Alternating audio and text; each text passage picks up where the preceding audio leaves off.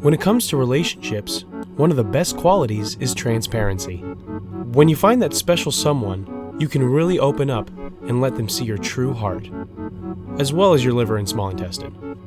The reticulated glass frog has nothing to hide, but it does possess secret kung fu powers that only humans and a select few unfortunate wasps have come to learn about. But if you're gonna be a frog dad, it pays to be a ninja frog dad here in life, death, and taxonomy.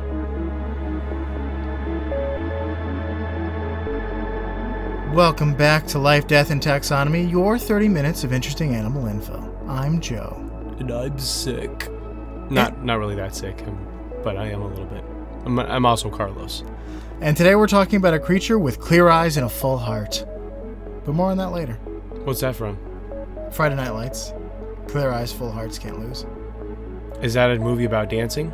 It's a movie and a TV show about football. Got it. That's the other thing I don't watch movies about. With that, let's begin our episode about the reticulated glass frog. It's glass that's reticulated and a frog. That's reticulated. It's worthy of reticule.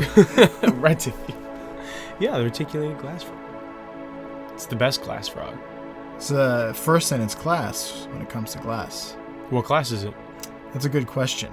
I mean, you don't know immediately? Not off the top of my head, no. Why not? 1 second. Well, it's not reptilia. It's not aves. It's not mammalia. What class could a frog be in? And that amphibian. Well, that's a spoiler alert. I had just furiously typed in reticulated glass frog, and I'm about to find out the answer. Reticulated glass frog. That should be the name of this episode. Let's get right into, if you want to talk about, do you want to talk about nicknames, I guess? Nicknames first? Well, it's also called Valerio's glass frog, the La Palma glass frog, and Ranita de Vidrio, which is the glass frog in Spanish. Yeah. But we're going to call it the see-through ninja dad. And also Roundhouse Rana. Because Rana is Spanish for frog. It is? Mm-hmm. Rana. What's sapo? Toad? I don't know. I thought sapo was frog. Maybe they're both frog. I don't know. I haven't heard sapo, but I've definitely heard Rana. Well, let's talk about what science has to say about it. Science calls it... Mr. Science himself calls it, well, Dr. Science, probably. Yeah, there's no way Mr. Science hasn't gotten his PhD yet. The kingdom is Animalia, because you know it. You love it. You gotta have it. You know it, you love it, you're in it. Oh, goodness. Coldstone's gonna slap us with a lawsuit. You know you love and are in the kingdom, or the phylum Chordata as well. You know and love, but are not in the class Amphibia. Is there no I there? Amphibia, yes. Yeah. Yes. This is why you should have known what the class was. Yeah, I just didn't want to spoil it. Frog comes in, he's like, excuse me, what class is this? Oh, Reptilia? Oh, I'm in the wrong class. I'm sorry. The order is Anura, which we've talked about before, because we talked about frogs before. And then the family is Centralinidae. Centralinidae? Is that what you were going to say? Yes. Centralinidae. And then the genus... It's Centralinidae. It's work. Centraliniday's work. Here we go. Good luck with this genus. Lake Hylia. Not even close. The genus is Hylinobatrachium or Chium? That's right. Chium. Chium. Yeah, Hylinotrachium. That's not so bad. Hyalinobactrachium. Backtrachium? Now you're backtracking. Yeah, I'm now back. And the species is Valerioi. Valerioi? This is a tough one. Valerioi. Valeriopioids? Valerioi. So that's what would be the binomial name? Yeah, what would be the binomial name, Joey? Hylinobactrachium valerioi. Nice. Yeah, I think that's it. Yeah, that's it. And I'll see you next week. Good episode. That was great. That one was a lot shorter than I thought it was going to be. There's some things we could talk about. Would you like to talk about the description and what it looks like? Sure. It's adorable. Is it a frog? Yeah. Great. It's the cutest frog you've ever seen. Is it? It's pretty cute. It's small. It's a small, bright green frog. It's like a quintessential frog. Yeah, it's pretty froggish. And the reticulated glass frogs are unique because of their yellow spots and tiny black dots on their backs. Other glass frogs all of them are like bright green, but this one in particular has these yellowish spots and tiny little black dots all over the back. Glass frogs get their name from the fact that they are transparent, like glass.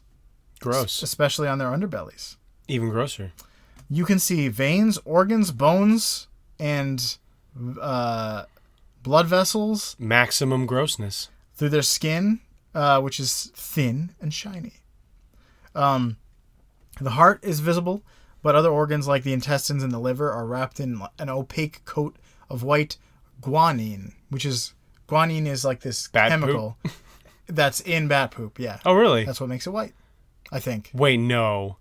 Isn't guanine the thing that they put in some energy drinks? That's taurine. No, there's one that starts with a G. Some of the Sobeys or the Monsters or something like that have a bunch of them. Does energy drink have guanine? Energy drinks do have guanine. Sugar combined with guanine and taurine. Yeah.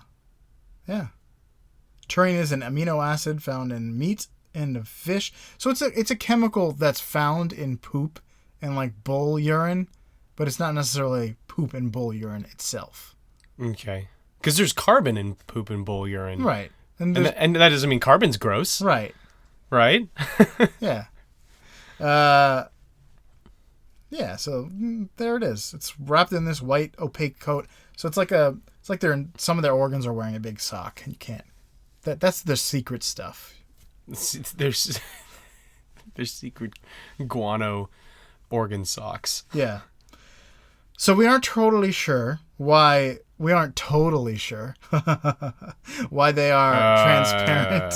It's not a toad. It's a frog. That's true. Toads are a subcategory of frogs. They aren't. We don't know why they're transparent, but some believe that it serves a purpose in camouflage. Seems reasonable. It's hard to see things that are clear sometimes, unless you're seeing extremely clearly. Yeah, that's why birds run into glass all the time. It's odd. It sounds really incorrect. Yeah, it's odd. It's hard to see things that are clear. It's like, well, wouldn't it? What? But yeah, I see what you're saying. Yeah. I see what you're saying. Let's talk about their location and range. Glass frogs are common in Central and South America, in the rainforest, and they're most densely populated in Costa Rica. They prefer moist environments, especially by forest streams and swampy lowlands. No, not me too. It dry. I prefer the highlands. Yeah. They live among green foliage where they can hide and camouflage. If you're trying to hide from predators on some brown dirt or gray rocks, it's not easy being green. Not at all. No. But since I said green and mentioned some characteristics of this, it's time for what is probably going to be the listener's new favorite segment of the show. Okay. And it's an uphill battle, but okay. Let's do. We need a new listener poll after this segment, okay. And it's one that we could do for pretty much every episode going forward. Okay. And it's going to be my segment. I have no idea what you're about to talk about. It's going to be called one of two things: either taxonomy teams or critter groups. Okay. And it's where I, Carlos, Uh-huh. pose to you, Joe. Dang it. As the question of what is a group of this animal called? Oh, okay. And I'm going to give you 4 options, and you have to tell me which one I didn't make up. Oh, wait, so they're all true except for one? No, you have to tell me which one I didn't make up. Oh, okay, so they're all false. They're all false except for one. Like a typical multiple choice. Yes. I give you a multiple choice, and you have a 75% chance of getting it right. Yeah, let me know, you out there in Podcastia, if you like taxonomy teams or critter groups. I'm kind of leaning towards critter groups.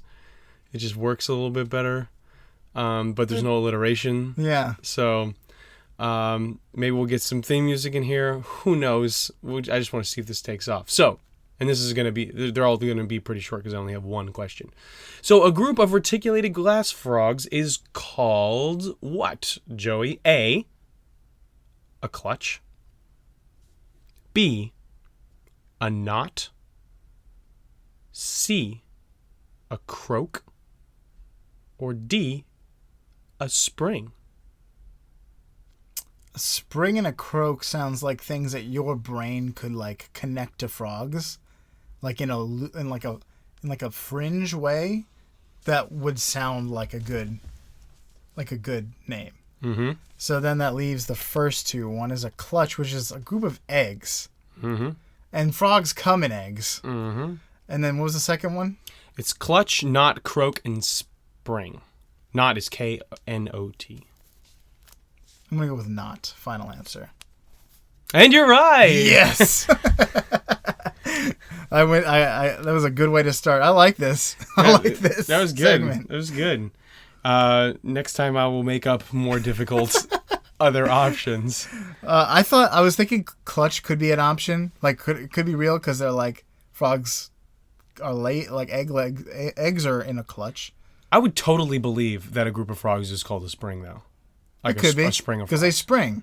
Well, yeah, but you also like a tower of flamingos, or no, a flamboyance of flamingos, or a tower of.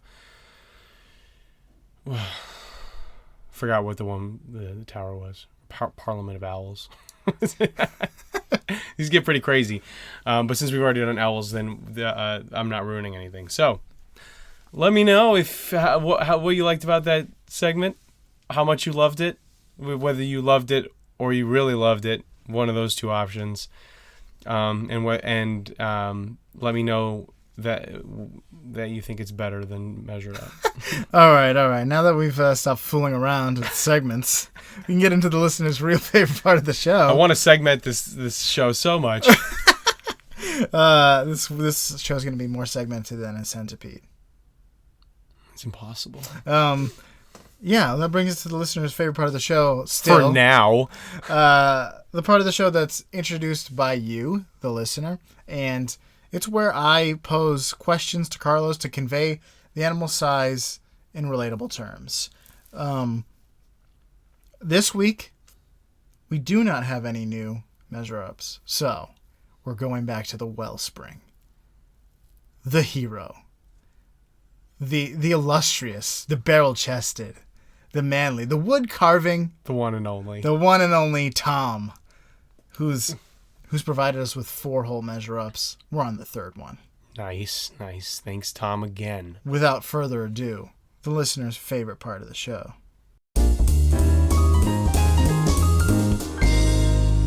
Give me an M. Give me an E. Give me an A. Oh, forget it. It's Measure Up. But that was amazing. Thanks. Now I know how to spell the first third of this segment. Yeah. Not even. I'm kind of glad that... Actually, I was watching the player on my phone, and I'm like, there's no way he's going to have time for the whole... He's only at E, and we're almost done. Yeah.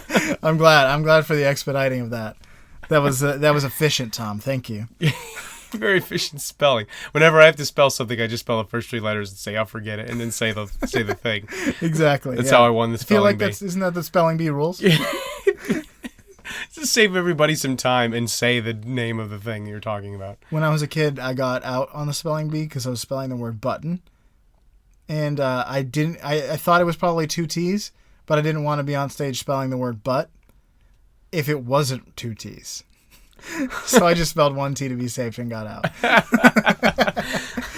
You didn't want your great name sullied by spelling the word butt on stage. It was worth it. And you were glaring at the moderator going like, how dare you give me this word and put me in this moral predicament. Well, see, no. I was fine with spelling the word butt if it was part of the word button, but I wasn't positive that there were 2 T's in the word button. So I didn't want to erroneously spell the word butt. Like, what an idiot. He spelled butt thinking that was how it went. English is weird, though. There's no reason for there to be 2 T's. Yeah. Take 1 T out and you still got button. It's a butt ton of buttons. Yeah. Let's do some measuring up. Let's Fine. start with the males. The length of the males. It's about 19.5 to 24 millimeters. Let's round that, or let's average that to be like 22 millimeters. How many inches is that? You can't do this to me. I'm not one for supposing. I'm not European. I don't know the metric system like the back of my hand. 22 millimeters? 22 millimeters in inches is 0.866 inches. 0. Okay, so it's 80% of an inch. Yeah, okay. 0.8 inches. So it's like 3/4 of an inch. It's a little bit more than 3/4 of an inch. That's totally... I can envision that. You could have just a number, or you could have 3/4 of a number. Which would you rather have? 22 millimeters. I would rather have the 3/4 of the number I understand. All right, how many glass frogs go into the height of Costa Rica's Turrialba volcano? Again with the mountains. Yeah. Here's a hint. Because sometimes we have to learn about like the culture and the geography of the places we're talking about. And here's a hint, because I can see you're struggling.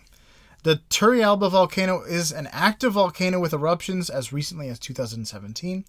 The park area surrounding the volcano has been closed because of frequent volcanic activity sending huge clouds of ash into the air. I'm so bad at estimating the heights of mountains and stuff like that. I've gotten every single one of these drastically wrong. The topographical questions get me. 'Cause I just have no basis for estimating these. We live in the one of the flattest places ever. But like one mountain could be 2,000 feet tall, and then the other mountain above sea level could be 15,000 feet tall, and it's like but the mountain itself is kind of the same. Anyway, I'm gonna say 5,000 feet, and we said 3/4 of an inch. Oh man, this is hard. Well, if it's 3/4 of an inch, that means every 4 of them you have an even amount of inches. You have 6 inches. Oh, every 4 is 6 inches. So that means every 8 is a foot. So, and it's 5,000 feet. So 5,000 times 8 is 40,000. Wait, no. Yes. And I'm going to take a little cheddar off because I said 3/4 of an inch and it's really a little bit more than that. So we're going to say 38,000. 38,000 frogs go into the height of this volcano. The volcano was 10,958 Wait. feet. All right, so then it's 76,000 of these guys. It's 151,000. Really? Yeah. My math must have been really off. 10,958 feet. Yeah. Punch it into your calculators at home. Check our math. Send me an email about my math. My brain math.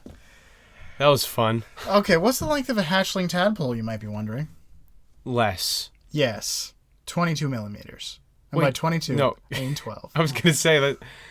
Still, that's a lot. Yeah, it's a decent amount. It's like it's half its size almost. Yeah, 12 millimeters.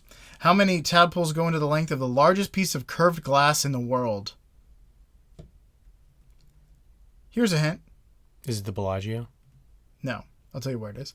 The glass is part of Apple's new headquarters, and 3,000 sheets of this glass wrap around the entire building. And it's all one piece? No, 3,000 pieces. And one of those is the largest. The largest among them are the largest ever of curved glass. Interesting. Okay. I think there's larger single panes of straight glass.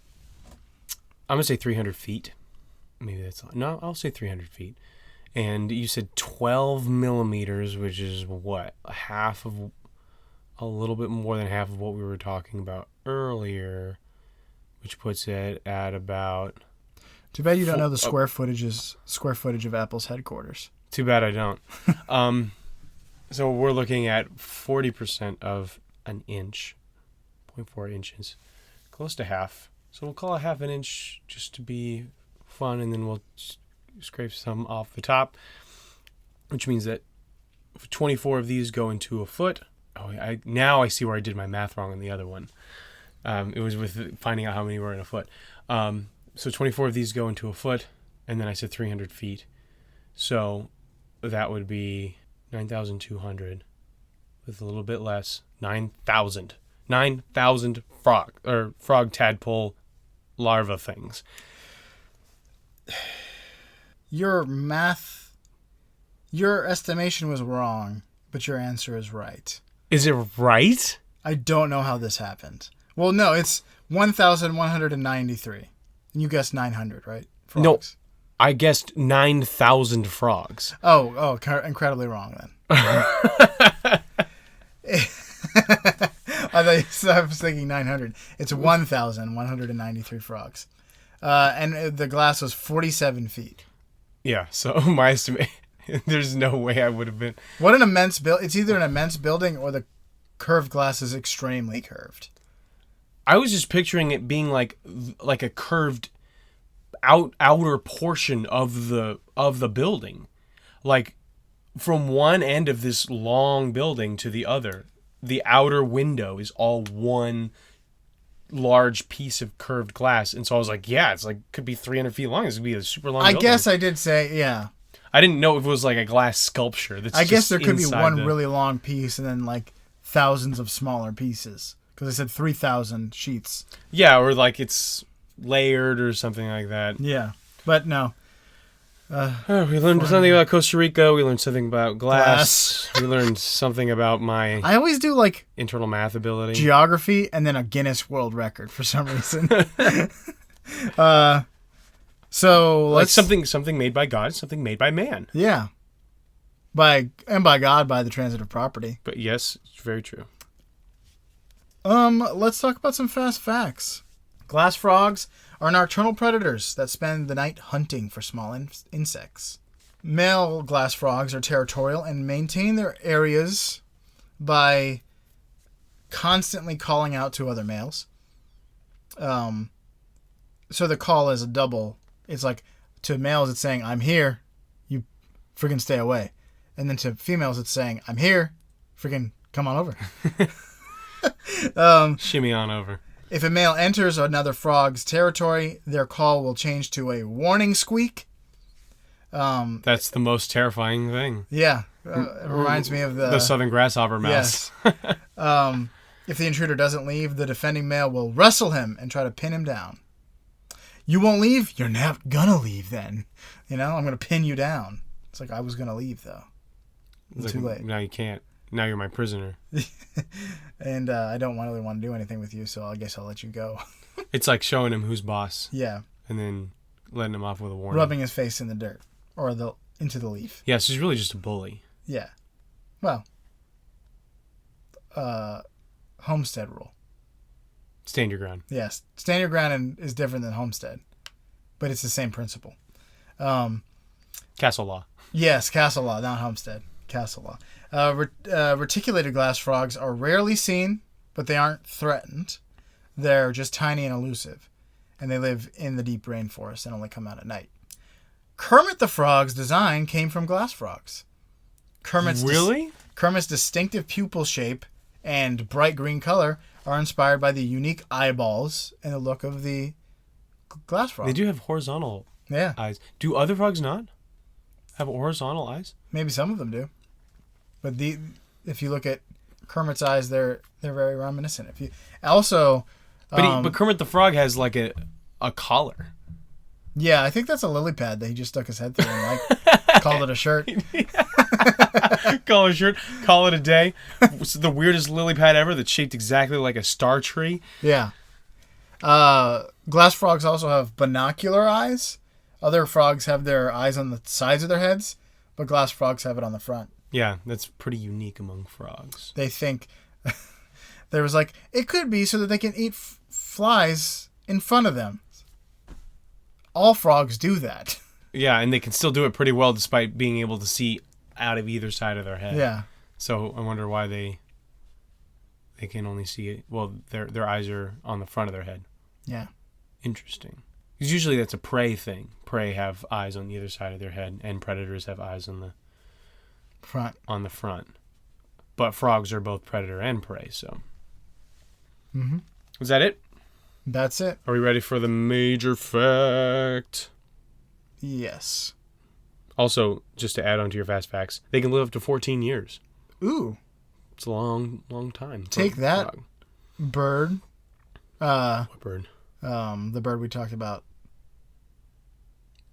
We've talked about a lot of birds. What's the cuckoo bird? It lives for what is it, like 6 years? Oh, does it? Yeah. I was thinking the condor that lives for like 60 years. Oh, no. So, I was like, take that what? All right, it's time for the major fact. So, frogs don't make a habit of taking care of their young. It's kind of trademark of the order of the phoenix. They mostly just lay their eggs on a leaf near a body of water and hope for the best. That at least 4 of them will make it to the water and live. And males definitely don't do any of the heavy lifting in the frog world. However, RGF, the reticulated glass frog, those dads stick around to make sure their offspring don't get got. Like Mr. Incredible, he just wants to be a good dad. He even sticks around during the day, which is even rarer for frogs. Even frogs that will guard their clutch, they will stick around at night and then leave during the day because they're very exposed and vulnerable. But not RGF. He'll stick around. So while he's sticking around, day and night, he will call for more females. Even after he has his own clutch, he will call for more females to come and mate and then lay their eggs. So he can sometimes be guarding up to 7 different clutches of eggs that are all his brood. And if other males, like you said, come a calling, he'll fight them with extreme prejudice by like pinning them on the wrestling mat until they give up, until they cry uncle. And you mentioned its coloration before, but the reticulated glass frog has that like yellow spots all over, and it camouflages him with his eggs. So he looks like a clutch of eggs from far away, or if you're a bug. I wonder if that's also why there's some shiny translucence going on, because eggs are shiny and translucent. But also frogs are constantly moist.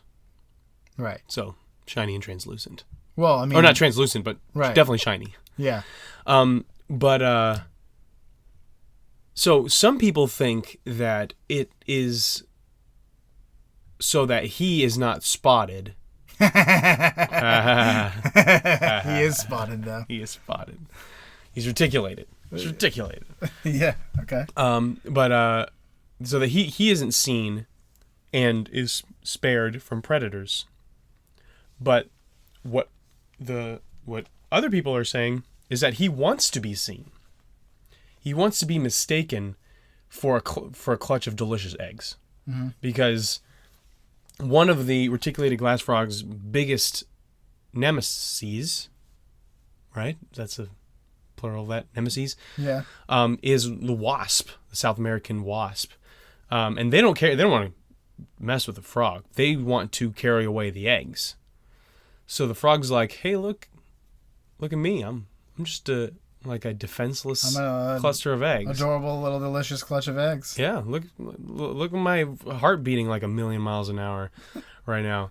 And so the wasp will go over to him, and he has a little surprise for him because he's a ninja. He's a kung fu master, which is it's not the same, but whatever. So if a wasp gets too close, he'll deliver a roundhouse kick, hot and fresh, to the wasp's face and clap him out of the sky. Like Greninja, like a Pokemon. Greninja? Yeah, there's a Pokemon who's a frog that also is a ninja. Really? Yeah. He's in Super Smash. Is he one of the newer ones? He's got to be one of the newer ones. Yeah. I think he's from Black and White. Huh. He's in the movie. Have you not seen Detective Pikachu? I have not seen Detective Okay. Pikachu yet. Yeah, he's in that. Interesting. I like how the Pokemon company's just like, all right, let's take just any animal we can find and just add it to some profession that some humans have had at some point. I mean, in the first 150, there was just a ball. Yeah, that wasn't very original. There was just a ball that looked like a Pokeball. I was like, this is cool. But now they have like an ice cream cone or something like that. It gets bad. But yeah, so I was watching a Nat Geo thing about this, about him kicking things away. Mm-hmm. And there was kind of this montage. It was called, the video was called like Ninja Frog. And the montage was a wasp getting close to him and then his leg just shooting out and kicking it away. And then they were like playing Bruce Lee kung fu sounds like, wah, wah. And I was like, but he's ninja, kung fu, Bruce Lee. This is not only anachronistic, but it's also culturally inappropriate. So you're assuming it's Bruce Lee sounds. How do you know it's Bruce Lee sounds? Because it was the Do ninjas I can't not really do make that sound? No, they're stealthy spy assassins. What good would it do for them to make those kinds of ridiculous sounds? I guess ninjas aren't. There is ninjutsu now, but ninjas didn't start as a martial art. No, they started as mercenary assassin spies. Yeah, well, they started as like peasant uprisings against samurai. Yeah. So that's why their like fighting style kind of like came to like counter the heavy armor of a samurai. But the point is that they don't make ridiculous sounds when Right, when they strike with their blade. What if and like, also karate people make that sound, and that's Japanese? yeah, karate wasn't developed until way after the ninja roamed the land. I feel like I'm willing to give Nope. Nat Geo a pass on this one. Nope. I'm not gonna do this. I'm not gonna do this open hand strike. I'm not gonna give. I'm ashamed of National Geographic. They should know better. They should know their culture's better. They could have gotten away with just doing the punch sound and kick sound effects, Mm-hmm. or not saying. I guess ninja gets the clicks. Saying ninja. Gets the clicks. Oh Yeah. yeah. Ninja Frog, of course. Who's gonna? Kung Fu Frog works for me. Oh yeah. I would click on Kung Fu Frog. Yeah, I mean, Kung Fu Panda was real popular. Kung Fu Frog. Yeah, Ninja Panda wouldn't have done anything. That would have been weird because you have a Chinese panda and a Japanese profession. Martial art, yeah. All right. The last thing is that our RGF regularly empties their bladders on the eggs in a process called hydric brooding. But that's apparently a theory, because the other theory is that they just transfer water through their skin. You know how frogs can absorb water through their skin? They just do it the opposite way and make sure that the eggs are all Moist. good and hydrated. But apparently I've just seen a lot of things that talk about emptying their bladder on the eggs. That's an extreme way of saying peeing. Yeah. Maybe it's not the same thing. Huh. Like there's a way to empty the bladder that doesn't involve urinating. Huh. But yeah, this frog takes good care of its clutch of eggs.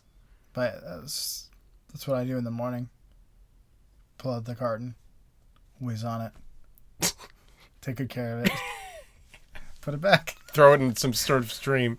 Say, be free, tadpoles. Yeah. That's the reticulated glass frog. So, two crazy things about it is that it's translucent. Go look up pictures of this or videos or something, because it is crazy. You can clearly see its heart and intestines and liver and stomach and all this stuff like right through its skin and its bones. Yeah. It's pretty nuts. And then the other thing is that, unlike most frogs, it's a good dad. And lastly, glass frogs appear on the Colombian 500 peso coin. Oh, nice. And 500 pesos is not a lot, because inflation has ravaged that country. True. Are they... Pesos are all different Yeah. Okay, So a Mexican peso is not tied at all to the Colombian peso. gotcha. Or the Dominican or whatever. But that's all I got on the reticulated glass frog. For you out there in Podcastia, take care of your young. Keep an eye out for intruders. And roundhouse kick all threats to the face.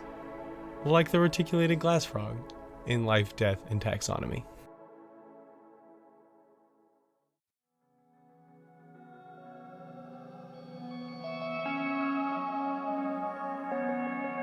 Hey everyone, Carlos here. Thanks for listening to a couple of completely unqualified schmoes talk about animals for half an hour. Like the glass frog, we want to be completely transparent with you. We need more measure-ups. If we said it once, we've said it 5 or 6 more times. It's easy. Just convey the concept of measure up through sounds into your phone's built-in recording app. Then send that tasty morsel over to us at ldtaxonomy@gmail.com. Thanks to those who have already sent one in, and thanks to all for listening, and to all a good night. See you next week.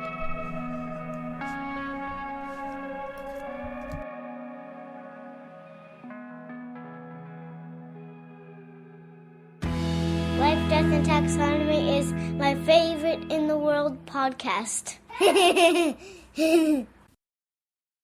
Hold on. If I cough, just deal with it. Okay, yeah, we're talking about No apologies. with that. The last thing is that Daddy Frog Bucks. You can cut that out.